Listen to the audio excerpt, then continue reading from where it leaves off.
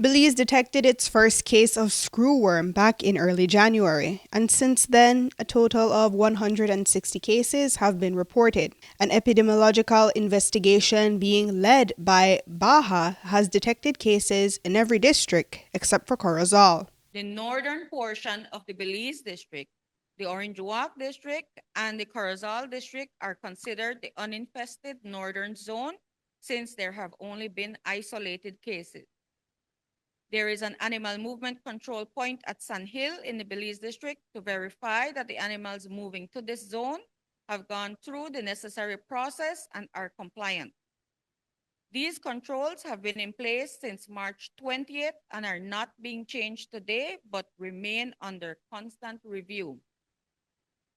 Extremely concerning for us is that there is a marked increase in New World screwworm cases in pets, particularly in dogs. On June 14th, we had 59 cases in cattle, 54 cases in dogs, 23 cases in pigs, 17 cases in horses, 5 cases in sheep, and 2 cases in goats. Of our 160 cumulative cases, 55 are active cases with wounds in the process of healing. Notably, in the past 4 weeks, we have had 20 new cases in dogs.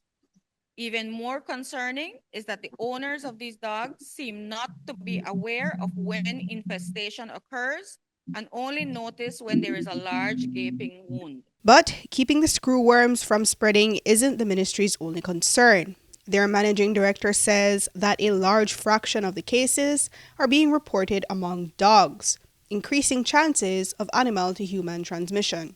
I want to emphasize that the large number of infestation in dogs is alarming. With almost as much infestation in dogs as there is in cattle, Baja is concerned that the dog owners and, in general, pet owners are not properly monitoring the health of these animals. We continue to urge the owners of all animals, including all livestock, small stock, and pets, to inspect their animals regularly for wounds, to treat wounds with the approved medicines and larvicides, and to report any maggot infestation to the nearest Baja or Ministry of Agriculture office. Minister of Agriculture Jose Mai says that thankfully to date, they have not received any reports of screwworms in humans. But in the event that it does happen, OERSA is prepared to bring in experts from Nicaragua to find the best possible solution on how to care for infected persons. As Zoe said, the managing director of Baja, that the concern at this time is the small animals or pet animals, the dogs. If you look at the cases in Belize, we're having a high number of incidences in our dogs. It means that we have to look after our pets. And the other concern is the stray dogs we have on the streets. We have to put some mechanism in place to try to control the number of stray dogs, one, and two, to monitor if they have wounds, especially when it is breeding season. The animals, the dogs tend to fight each other, get injured, and therefore get infected with screwworm. And we must not forget that the closest pet to a human is a dog. They could be infected also with screwworms.